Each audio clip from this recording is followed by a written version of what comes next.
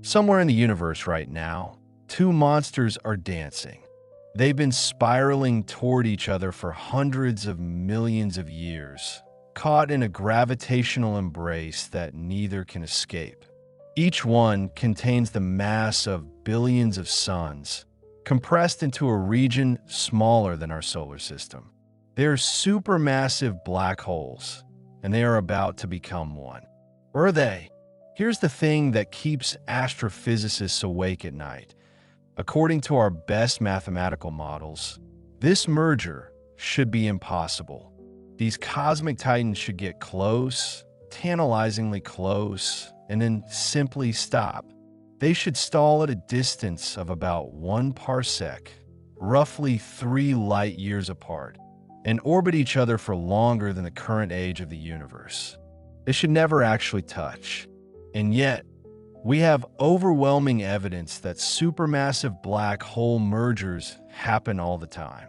Gravitational wave observatories are picking up the rumbles of these cosmic collisions. We see galaxies that bear the unmistakable signatures of recent mergers. The math says it's impossible, but the universe clearly didn't get the memo. This contradiction has a name. Scientists call it the Final Parsec Problem, and it represents one of the most profound mysteries in modern astrophysics. Understanding how black holes cross this last gap isn't just an academic exercise. It touches on fundamental questions about how galaxies form, how the universe evolved, and whether our understanding of gravity itself is complete. To understand why this problem exists, we need to start at the beginning. Not the beginning of the universe, but the beginning of a merger, when two galaxies first meet. Galaxies are not static objects. They move through space at tremendous velocities, pulled by the gravitational influence of other galaxies, galaxy clusters, and a large-scale structure of the cosmos itself. Our own Milky Way is currently hurtling toward the Andromeda Galaxy at about 110 kilometers per second. In roughly 4 billion years, these two spiral galaxies will collide. When galaxies collide, the word collision is somewhat misleading. The distances between individual stars are so vast that actual stellar collisions are extraordinarily rare. If you scaled the sun down to the size of a grain of sand, the nearest star would be about 4 miles away. So when galaxies merge, their stars mostly just pass by each other like two swarms of bees interpenetrating. But the supermassive black holes at the centers of these galaxies, they're a different story entirely. Almost every large galaxy harbors a supermassive black hole at its core. Our Milky Way has one called Sagittarius A-, weighing in at about 4 million solar masses. That sounds enormous, and it is, but compared to some of the giants out there, it's actually rather modest. The supermassive black hole at the center of the galaxy M87, the one we famously photographed in 2019, contains 6.5 billion solar masses. Some of the largest known supermassive black holes tip the scales at tens of billions of solar masses. When two galaxies begin to merge, their central black holes begin a long journey toward each other. This journey can be broken down into 3 distinct phases, and understanding each phase is crucial to grasping the Final Parsec Problem. The first phase is called dynamical friction. When the two galaxies first interpenetrate, each supermassive black hole is surrounded by a dense cluster of stars, the galactic nucleus. As a black hole moves through the sea of stars belonging to the other galaxy, something interesting happens. The black hole's gravity pulls on nearby stars, deflecting their paths. But crucially, this gravitational influence creates an overdensity of stars behind the black hole, a gravitational wake, somewhat like the wake behind a boat moving through water. This wake of stars pulls back on the black hole, creating a drag force. The black hole is essentially transferring its orbital energy to the surrounding stars, causing it to slow down and spiral inward. This process is remarkably efficient at bringing two supermassive black holes together from their initial separation of tens of thousands of light years down to just a few tens of light years. This phase typically takes a few 100 million years, a long time by human standards, but a blink of an eye on cosmic timescales. The second phase involves what physicists call a hard binary. Once the two black holes are close enough, typically within about 10 parsecs of each other, they become gravitationally bound to each other rather than to the broader galactic structure. They now form a binary system, orbiting their common center of mass. At this stage, dynamical friction becomes less effective. The black holes are now moving faster than the surrounding stars, and the gravitational wake mechanism that was so efficient before starts to break down. But a new mechanism takes over: three-body interactions. As the binary black holes orbit each other, individual stars occasionally pass close by. These close encounters are like gravitational slingshots. A star that passes near the binary can exchange energy with it. Typically, the star gains energy and gets ejected at high velocity, while the binary loses energy and the two black holes spiral slightly closer together. This process is called stellar hardening, and it's quite efficient at shrinking the binary. Each interaction ejects a star and tightens the orbit. The binary is like a cosmic machine, grinding through stars and converting them into orbital decay. Over millions of years, this process can bring the two black holes from tens of parsecs down to about 1 parsec apart. And then disaster strikes. Or rather, nothing strikes. Nothing happens at all. Here's the problem. To eject a star and tighten the binary, that star needs to pass very close to the black holes. The region of space where these productive encounters can happen is called the loss cone. Think of it as a narrow corridor of trajectories that lead stars into close encounters with the binary. But as the binary ejects more and more stars, it depletes the surrounding stellar population. Stars that could have productive encounters get ejected, and they don't come back. The loss cone empties out. Eventually, the binary runs out of stars to interact with. At this point, the binary has reached approximately 1 parsec of separation. The two black holes are orbiting each other with a period of perhaps a few thousand years, each traveling at thousands of kilometers per second. They're so close that they could almost touch, cosmically speaking.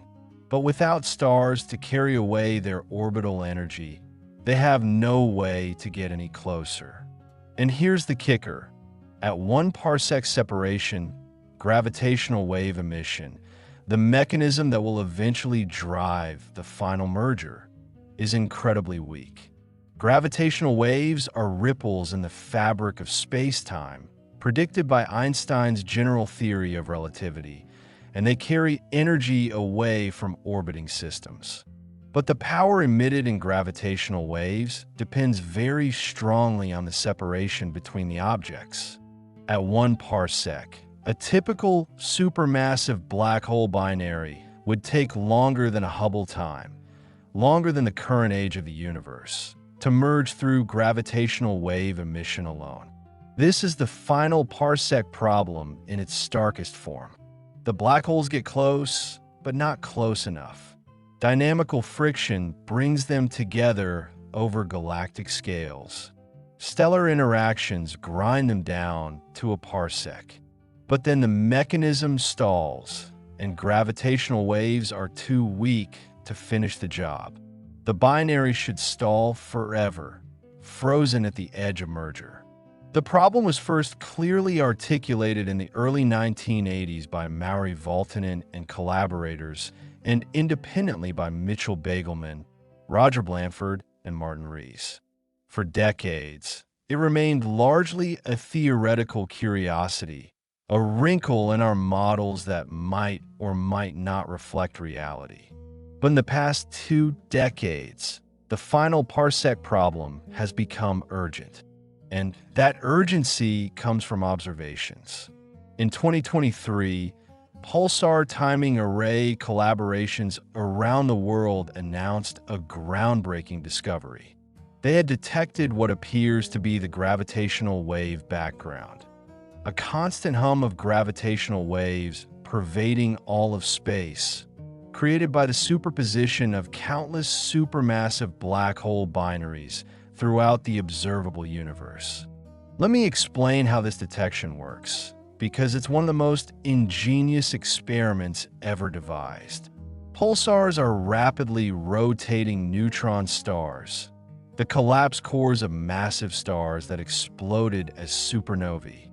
Some pulsars emit beams of radio waves from their magnetic poles, and as the pulsar rotates, these beams sweep across space like lighthouse beacons. If a beam happens to point toward Earth, we see a pulse of radio emission with each rotation. Millisecond pulsars rotate hundreds of times per second, and they do so with extraordinary regularity. Some millisecond pulsars are more precise timekeepers than atomic clocks. We can predict exactly when each pulse should arrive to within a few hundred nanoseconds over timescales of years. This precision is the key to detecting gravitational waves.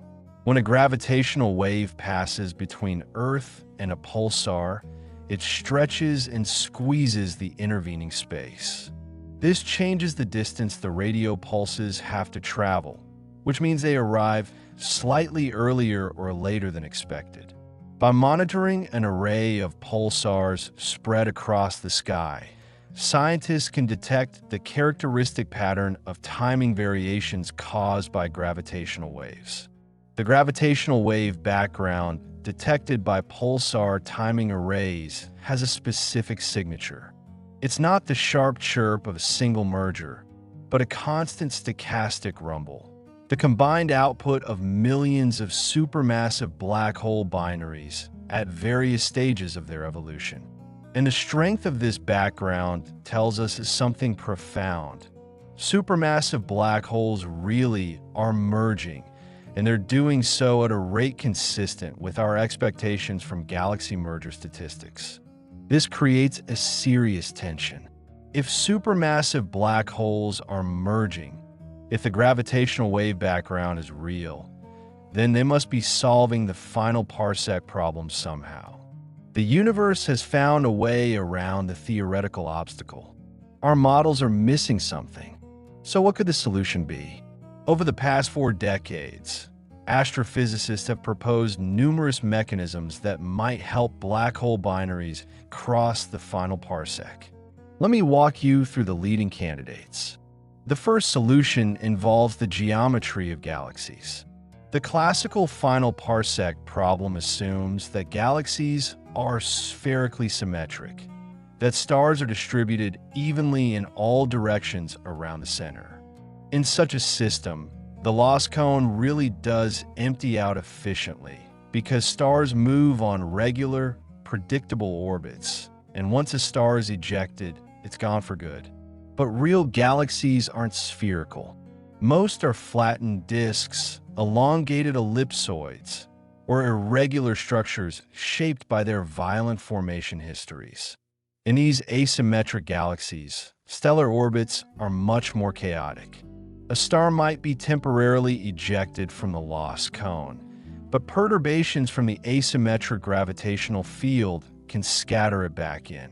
The lost cone is constantly being replenished.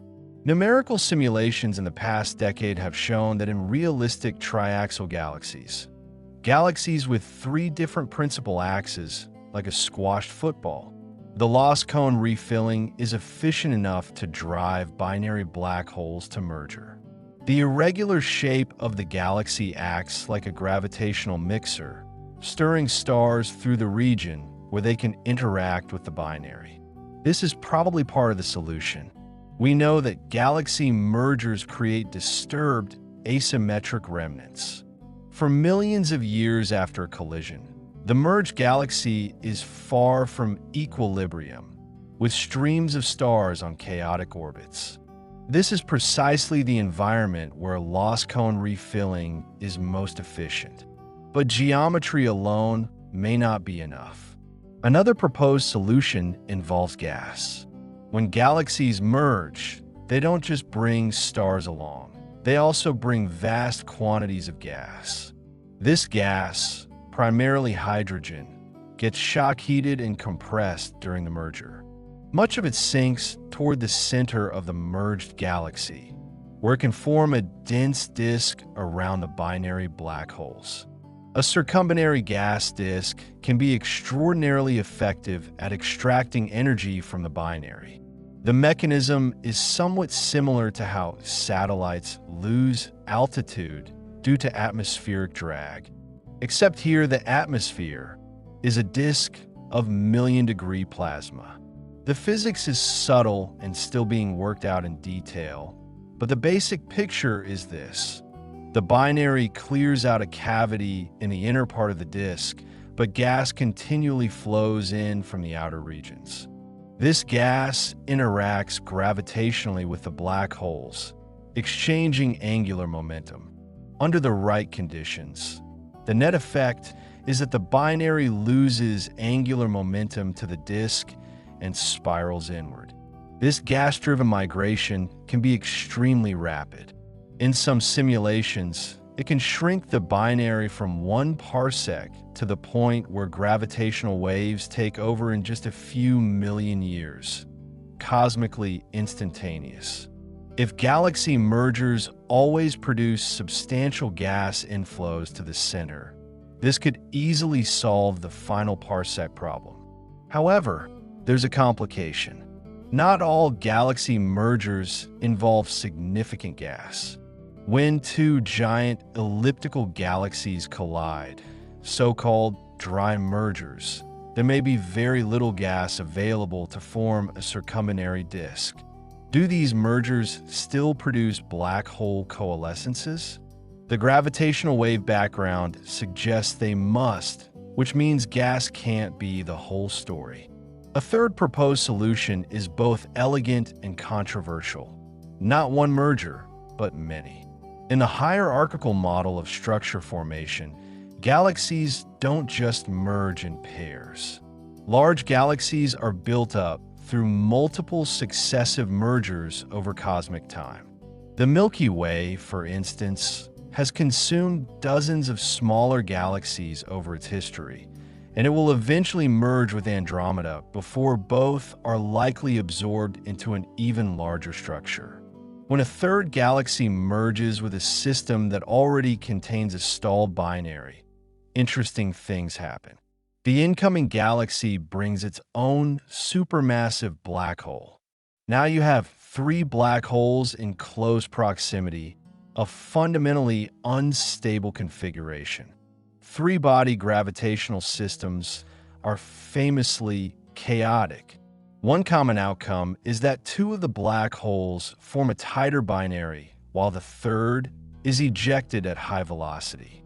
The key point is that this 3-body interaction can dramatically change the orbit of the remaining binary, possibly kicking it onto a much more eccentric orbit that brings the 2 black holes close enough for gravitational wave emission to become significant. Alternatively, the third black hole might replace one member of the original binary, forming a new pair with different properties. Or the triple system might undergo a period of chaotic evolution, with the 3 black holes exchanging partners multiple times before eventually settling into a configuration that leads to merger. The statistics of galaxy mergers suggest that triple black hole interactions should be common. In dense environments like galaxy clusters, where mergers happen frequently, a binary might experience several such interactions over its lifetime. Each interaction provides an opportunity to shake the binary out of its stalled state. There's actually tantalizing observational evidence that triple black hole systems exist. The galaxy NGC 6240 appears to contain 3 supermassive black holes in its nucleus, relics of a recent multi-galaxy collision. Similar systems have been identified in other merging galaxies. These triples are laboratories for testing our theories of black hole dynamics. A fourth possibility is more exotic: gravitational wave recoil from anisotropic emission. When 2 black holes merge, they emit gravitational waves in all directions. But if the merger is asymmetric, if, for instance, the 2 black holes have very different masses or their spins are misaligned, the gravitational wave emission is stronger in some directions than others. This creates a net momentum kick like the recoil of a gun. The recoil velocity can be substantial. In extreme cases, thousands of kilometers per second, enough to eject the merged black hole entirely from its host galaxy. But more typically, the kick is a few hundred kilometers per second, enough to set the black hole oscillating around the galactic center. Now, here's the clever part. If a binary experiences a gravitational wave recoil before it's fully merged, perhaps because of interactions with a third body that cause partial mergers or close encounters, this kick could change its trajectory in a way that brings it into closer contact with the surrounding stellar population. The recoil acts like a reset button, potentially moving the binary into a region of higher stellar density where it can resume shrinking through 3-body encounters. This mechanism is speculative and the subject of ongoing research, but it illustrates how the various proposed solutions might work together, each playing a role at different stages of the binary's evolution. A fifth solution challenges our assumptions about the initial conditions. Perhaps the Final Parsec Problem, as classically formulated, doesn't apply because binary black holes never actually stall at 1 parsec in the first place. The original calculations assumed a smooth, symmetric stellar distribution and a binary that slowly spirals in from large distances. But real galaxy mergers are violent, chaotic events.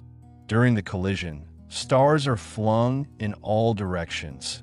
Gas is compressed and heated, and the gravitational potential fluctuates wildly. The supermassive black holes don't gently spiral together. They plunge through a storm of material, losing energy through multiple mechanisms simultaneously. Some researchers argue that in this chaotic environment, the standard 2-phase picture, dynamical friction followed by stellar hardening, doesn't apply.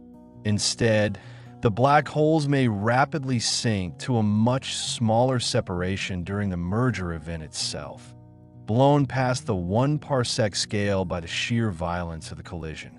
By the time things settle down, the binary is already in the gravitational wave-dominated regime. This rapid sinking scenario is difficult to test because it requires simulating galaxy mergers with extremely high resolution, tracking the black hole's behavior amid the chaos. But several research groups are pursuing this approach with increasingly powerful supercomputer simulations. Let me take a step back and talk about what's at stake here beyond the purely academic interest of solving an astrophysical puzzle. The Final Parsec Problem matters because it connects to fundamental questions about the universe. How did the supermassive black holes we observe come to be so large? When did they form? How do their mergers shape the evolution of galaxies? Consider the most massive, supermassive black holes known, the 10 billion solar mass monsters at the centers of the largest galaxies. These objects didn't form from stellar collapse. No normal star could produce such an enormous black hole. Instead, they must have grown over cosmic time through a combination of gas accretion and mergers with other black holes. If the Final Parsec Problem were truly unsolvable, if supermassive black holes really couldn't merge, then building these giants would be much more difficult. Each galaxy merger would bring two black holes together, but they'd never coalesce.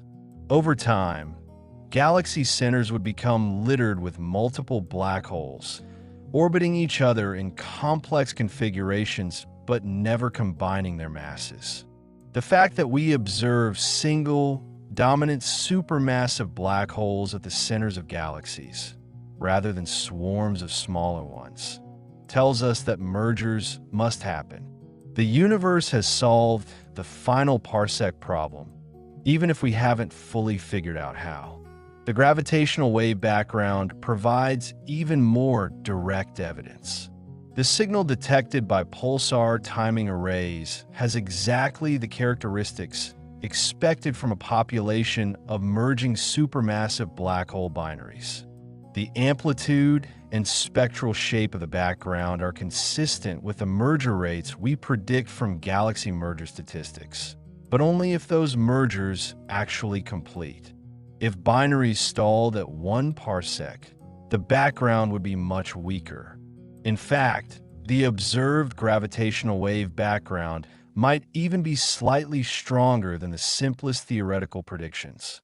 If this holds up as measurements improve, it could indicate that mergers happen faster than we expect, that whatever mechanisms solve the Final Parsec Problem are even more efficient than our models suggest. This brings us to another frontier. What can we learn about fundamental physics from studying supermassive black hole mergers? Gravitational waves are not just a tool for detecting mergers. They're a window into the nature of gravity itself. Einstein's general theory of relativity predicts very specific properties for gravitational waves, their speed, polarization, and how they interact with matter. Every observation that confirms these predictions is a test of general relativity in a regime that was previously inaccessible. Supermassive black hole mergers are particularly interesting in this regard because they involve extreme gravitational fields.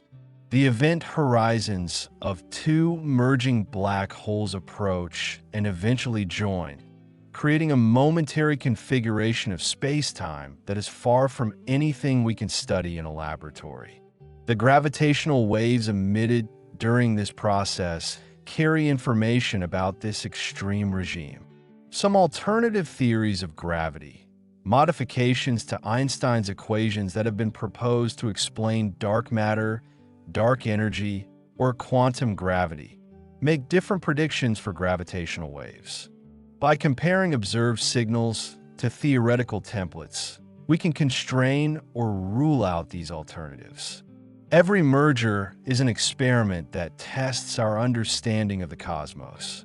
There's another connection to fundamental physics that's worth mentioning: primordial black holes. Primordial black holes are hypothetical objects that might have formed in the very early universe, before the first stars existed. Unlike supermassive black holes, which grow over cosmic time, primordial black holes would have been created directly from density fluctuations in the primordial plasma, just fractions of a second after the Big Bang. If primordial black holes exist and have the right mass distribution, they could contribute to the gravitational wave background. Disentangling this contribution from the signal produced by astrophysical supermassive black hole binaries is challenging, but potentially revolutionary. A confirmed detection of primordial black holes would open a window onto the earliest moments of the universe, before any structure had formed. The Final Parsec Problem intersects with this, because understanding the astrophysical background is essential for identifying any additional components. If we can't accurately model how supermassive black holes merge, we can't accurately subtract their contribution from the total signal, and we might mistake astrophysical signatures for primordial ones, or vice versa. Let me return to the observational frontier and discuss what's coming next. The pulsar timing array detection of the gravitational wave background was a major milestone, but it was really just the beginning.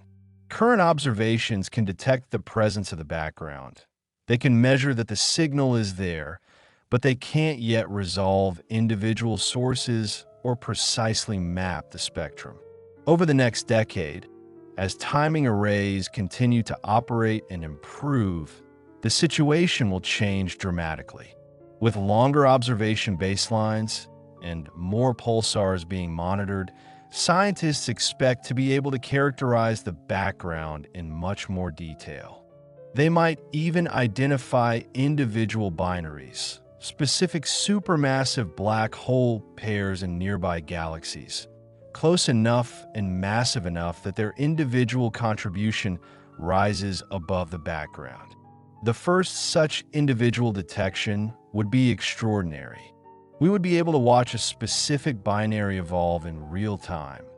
Well, real time by astronomical standards, meaning changes measurable over years to decades. We could track how the orbital period shrinks as the black holes spiral inward. We could test our models of binary evolution against actual data.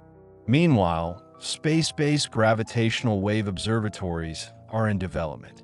The most advanced is the Laser Interferometer Space Antenna, or LISA, a joint project of the European Space Agency and NASA scheduled for launch in the 2030s. LISA will detect gravitational waves in a frequency range complementary to ground-based observatories and pulsar timing arrays. Specifically, the range where supermassive black hole mergers are most powerful. LISA will detect individual supermassive black hole mergers out to the edge of the observable universe. Over its mission lifetime, it could catalog hundreds or thousands of such events, each one providing detailed information about the masses, spins, and distances of the merging black holes. With this wealth of data, we'll finally be able to test the various proposed solutions to the Final Parsec Problem directly. If gas plays a dominant role, we might see correlations between merger rates and galaxy properties. If triple interactions are important, we might detect the signatures of gravitational wave recoil or unusual mass ratios. If lost cone refilling in triaxial galaxies is the key, we might see different merger timescales for different galaxy types. The next few decades promise a golden age of gravitational wave astronomy, with supermassive black hole binaries at the center of the action. But let's not forget that gravitational waves are just one line of evidence. Electromagnetic observations, traditional astronomy with telescopes, also provide crucial information about binary black holes. Quasars are the most luminous objects in the universe, powered by gas falling on supermassive black holes. If two quasars are found in close proximity, this could indicate that their host galaxies are merging and their central black holes are approaching each other. Surveys have identified candidate binary quasars at various separations, from galaxy-scale distances down to potential subparsec binaries. One particularly intriguing signature is periodic variability. If a binary black hole is surrounded by a circumbinary gas disk, the gravitational influence of the binary can create periodic patterns in the disk's emission. As the black holes orbit, the gas flow is modulated, leading to regular variations in brightness. Several candidate periodic quasars have been identified, potentially representing binary black holes at small separations. However, interpreting these signals is tricky. Quasars are intrinsically variable, and distinguishing binary-induced periodicity from other sources of variability is challenging. Claims of binary detections based on periodicity have been controversial. More data and better theoretical models are needed to establish which candidates are genuine. Another electromagnetic signature is the morphology of radio jets. Supermassive black holes often launch powerful jets of material at nearly the speed of light. These jets can extend for millions of light years, far beyond their host galaxies. In some cases, radio observations show jets with unusual shapes, wiggles, bends, or multiple components that might indicate the presence of a binary at the jet's origin. A single black hole produces a straight jet aligned with its spin axis, but a binary black hole could produce precessing jets, as the spin axis of each black hole is torqued by the gravitational influence of its companion. This precession could create the corkscrew or helical pattern seen in some radio sources. Again, these signatures are suggestive but not conclusive. Other effects can produce bent or complex jets, but combined with other evidence, they help build the case for binary black holes at sub-parsec separations. The most dramatic electromagnetic signature would come from a black hole merger itself. When two supermassive black holes finally coalesce, the event might produce a distinctive burst of radiation. If the binary was surrounded by gas, the sudden change in the gravitational potential would shock and heat this gas, creating a bright flare. The merged black hole might also launch a powerful jet or outflow as it settles into its final configuration. Identifying such a merger flare would be challenging because we don't know exactly what to look for. The theoretical predictions are uncertain, and the event might be confused with other transient phenomena. But if we could catch a supermassive black hole merger in the act, correlating a gravitational wave signal with an electromagnetic counterpart, it would provide an unprecedented view of one of the most extreme events in the universe. Let's talk about the theoretical cutting edge: numerical relativity simulations. Numerical relativity is the branch of physics that solves Einstein's equations on computers to model the behavior of strongly gravitating systems. It's a notoriously difficult computational problem. Einstein's equations are a coupled system of 10 nonlinear partial differential equations, and simulating them accurately requires enormous computing resources and sophisticated algorithms. The first successful numerical simulations of binary black hole mergers were achieved only in 2005, after decades of effort. Since then, the field has advanced rapidly. Today, researchers can simulate mergers with high precision, predicting the gravitational waveforms that will be emitted and the properties of the final merged black hole. But these simulations typically focus on the final stages of the merger, the last few orbits before coalescence, when gravitational wave emission is strong.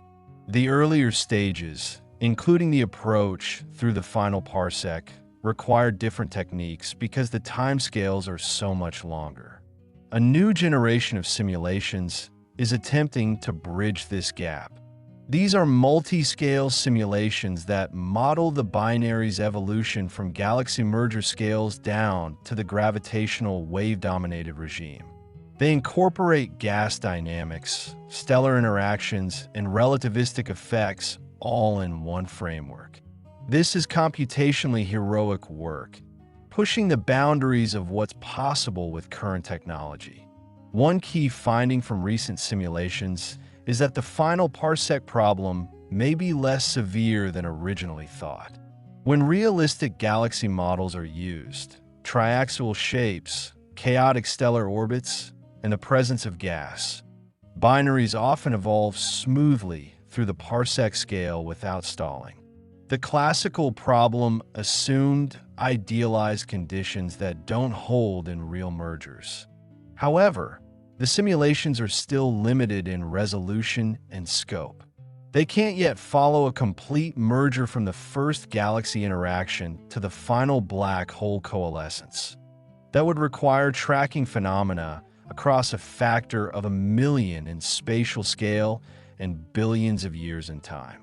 Current simulations focus on specific stages of the process, and connecting these stages into a complete picture remains a challenge. There's also the question of what happens in different environments. Galaxy mergers occur in a wide range of contexts: in isolated galaxy pairs, in galaxy groups, in dense clusters. The environment affects the gas content, the frequency of subsequent mergers, and the dynamics of the stellar population. Understanding how the final parsec problem plays out in different environments is essential for interpreting observations of the gravitational wave background. Dense environments like galaxy clusters are particularly interesting.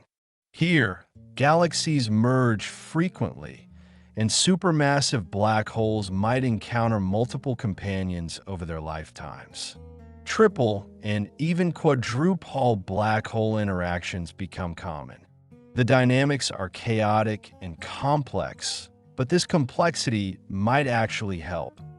Chaos tends to drive systems toward more extreme configurations, potentially accelerating mergers. In contrast, isolated galaxy mergers might be more prone to stalling, without subsequent interactions to perturb the binary. And with limited gas content, these systems might take longer to cross the final parsec. If true, this would create a dependence of merger rates on environment that might be detectable in the gravitational wave background. Let me now address a more speculative topic. What if the final parsec problem points to new physics? Most discussions of the problem assume that general relativity is correct and the solution lies in astrophysical mechanisms, gas, stellar dynamics, galaxy geometry, and so on. But what if the solution requires modifying our understanding of gravity itself? Some alternative theories of gravity predict effects that could accelerate black hole mergers. For example, theories that include additional fields or particles mediating gravitational interactions might enhance energy loss from binaries. Theories in which the gravitational constant varies over time or space could change the dynamics of the spiral. Even subtle modifications to the structure of black holes themselves, their event horizons, or the space-time geometry near them, could affect how binaries evolve. This is a minority view among researchers. The general consensus is that astrophysical mechanisms are sufficient to solve the final parsec problem, and there's no need to invoke new physics. But the possibility remains open, and it provides additional motivation for precision measurements of the gravitational wave background and individual binary properties. If we ever detected gravitational waves with properties that couldn't be explained by standard general relativity, unusual frequencies, unexpected spin effects, or anomalous energy losses, it would revolutionize physics. The final parsec problem, by driving us to study black hole binaries in unprecedented detail, keeps this door open. There's one more connection I want to explore: the relationship between the final parsec problem and the formation of the first supermassive black holes. One of the outstanding mysteries in astrophysics is how supermassive black holes came to exist so early in the universe's history. We observe quasars powered by billion solar mass black holes when the universe was less than 1 billion years old, just a few percent of its current age. How did these monsters grow so large so quickly? The standard picture is that supermassive black holes grew from smaller seed black holes through a combination of gas accretion and mergers. But the timescales are tight. Starting from stellar mass black holes, the remnants of the first massive stars, it's difficult to grow to 1 billion solar masses in less than 1 billion years, even with continuous accretion at the maximum theoretical rate. Mergers could help by combining black holes more rapidly than accretion allows. But if the Final Parsec Problem delayed or prevented these mergers in the early universe, it would make the timing problem even worse.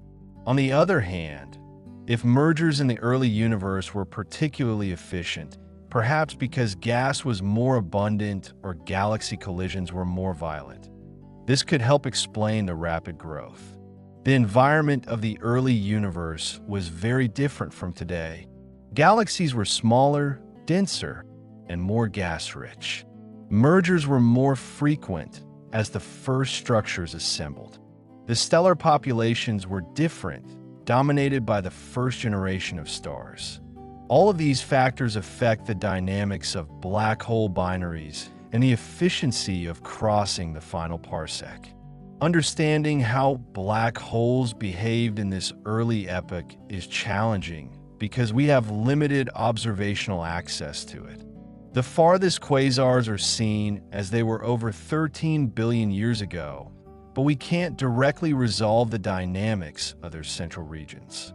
Gravitational waves from these early systems are redshifted to very low frequencies, outside the range of current detectors. Future observatories like LISA will change this. LISA will be able to detect mergers of massive black hole seeds at redshifts of 10 or higher, seeing black holes coalesce when the universe was just a few 100 million years old. These observations will provide direct evidence of how black holes grew through mergers in the early universe and how efficiently they crossed the final parsec. Let me take a moment to reflect on the broader significance of what we've been discussing. The Final Parsec Problem is, at its heart, a gap between theory and observation. Our theoretical models predicted that supermassive black holes should stall before merging. Observations increasingly show that they do merge. Resolving this gap is the work of science, refining our models, gathering better data, and ultimately achieving a consistent picture that explains what we see. What makes this particular problem so compelling is its scope. It connects physics at the smallest scales, the behavior of space-time near black hole horizons, to phenomena at the largest scales, the assembly of galaxies across cosmic time. It involves some of the most extreme objects in the universe, phenomena that challenge our intuition and push our mathematical tools to their limits. And it's a problem where the answer isn't just intellectually satisfying. It tells us something fundamental about the nature of reality. We don't yet have a definitive answer to the Final Parsec Problem. We have multiple plausible solutions, each of which probably contributes in different circumstances.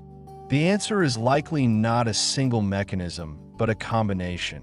Triaxial galaxy dynamics in some cases, gas-driven migration in others, triple black hole interactions in dense environments, and perhaps mechanisms we haven't yet thought of. What we can say with increasing confidence is that the universe solves this problem. Supermassive black holes merge.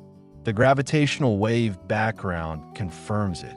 The growth of the most massive black holes requires it. Whatever the mechanism, nature has found a way.